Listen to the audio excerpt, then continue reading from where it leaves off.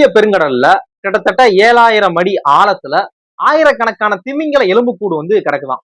அதுல சில எலும்புக்கூடுகள் பாத்தீங்க அப்படின்னா 53 லட்சம் வருஷ பழமையான எலும்புக்கூடாம்.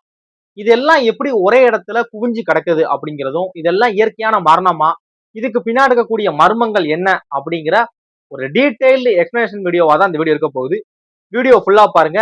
நிறைய மிஸ்ட்ரியான விஷயத்துக்கு ஆன்சர் கிடைக்கும். வணக்கம், நான் ஆனந்த்.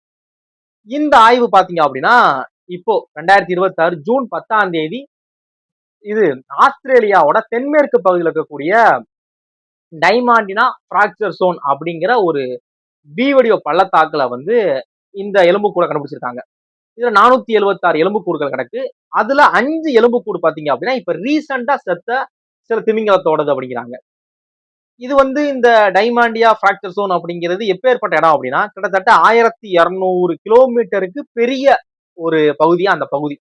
அந்த பகுதியில இப்படி விஷயம் கிடந்திருக்கு. இதுதான் உலகத்திலேயே வீல் கிரேவ்யார்ட் அப்படிங்கிற மாதிரி சொல்றாங்க. இந்த வீல் கிரேவ்யார்ட் ஆனா அப்படின்னா திமிங்கல சுடுகாடு அப்படிங்கிற மாதிரி மென்ஷன் பண்றாங்க இந்த பகுதியை. இது இப்பதான் ஃபர்ஸ்ட் கண்டுபிடிச்சாங்களா, இந்த ஜூன் 10ஆம் தேதி கண்டுபிடிச்சாங்களா, இதுக்கு முன்னாடி இது இல்லையா அப்படின்னா 2023லயே இதுக்கான ஆய்வு வந்து ஸ்டார்ட் பண்ணிட்டாங்க. 2023ல சைனால ஃபென்டோக்கி அப்படிங்கிற ஒரு சப்மரைன்ல வந்து சில சயின்டிஸ்ட்லாம் நீர்மூழ்கி கப்பல்ல வந்து கடலுக்கு அடியில ஆய்வு பண்ணிக்கிட்டு இருந்திருக்காங்க. அப்படி ஆய்வு பண்றப்ப அவங்களுக்கு வந்து ஒரு திமிங்கலத்தோட எலும்புக்கூடு கிடைச்சிருக்கு.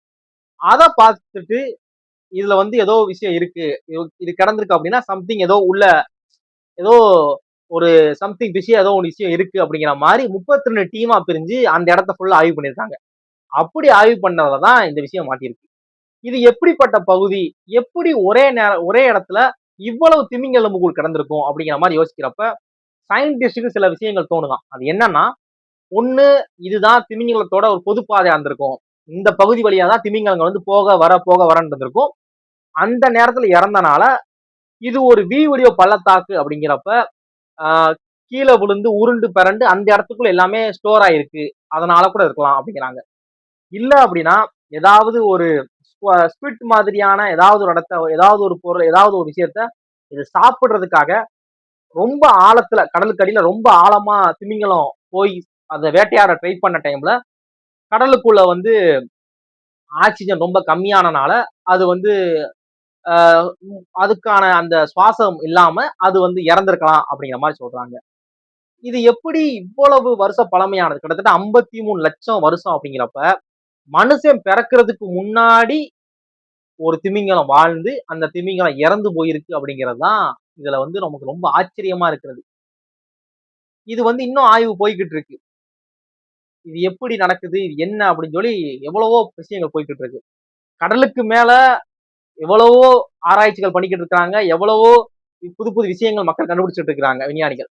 கடலுக்கு அடியில பயங்கரமான, நம்ம கொஞ்சம் கூட யூகிக்க முடியாத, நம்ம வந்து நம்மளோட கற்பனைக்கெல்லாம் அப்பாற்பட்ட நிறைய விஷயங்கள் நடந்துகிட்டு இருக்கு அப்படிங்கிற மாதிரி சயின்டிஸ்ட் இந்த விஷயத்த ஷேர் பண்றாங்க.